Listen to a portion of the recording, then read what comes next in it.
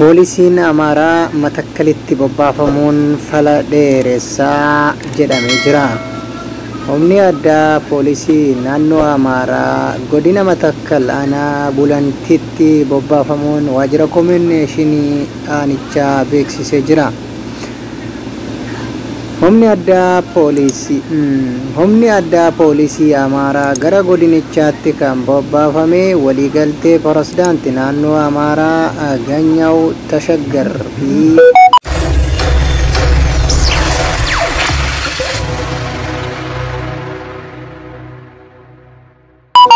kan naannoo Beenishaangul Gumuz Ashdil Hassan gidduutti torbaanota muraasa dura mallattaa'ee hordofeeti jira.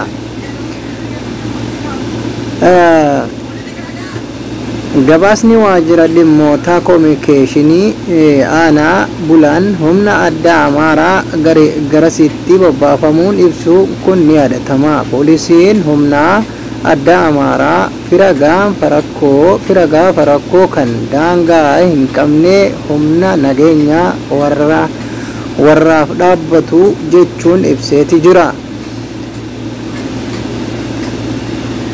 Gochoonni iddoowwan garagaraatti humna addaa Amaaraa raawwataman garuu akka waajjirichi jedhu osoo hin taane humni kun akkan nageenya naannolee booressaa jiru ta'uu mul'isu jedhan.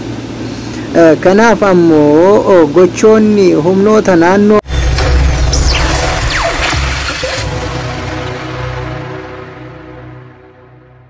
Amaaraa kanaan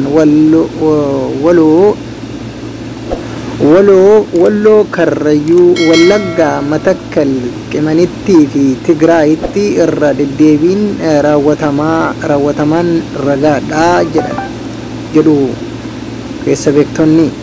Namoonni dhimmicha irratti yaada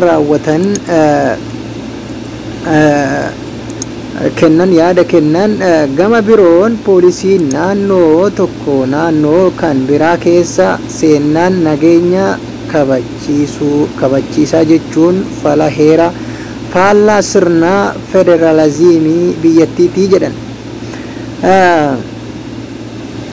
Naannoo rakkoo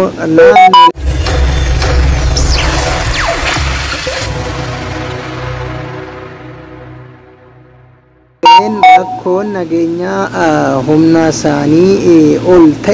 isaaniitii ol ta'e yoo mudatellee deeggarsa poolisii federaalaa gaafachuu malee gidduu seentummaa naannoo biraa hayyamamuun seera miti jedhan. Adeemsi humnoota naannoo Amaaraa itti jiran kun fedhii babal'ifachuu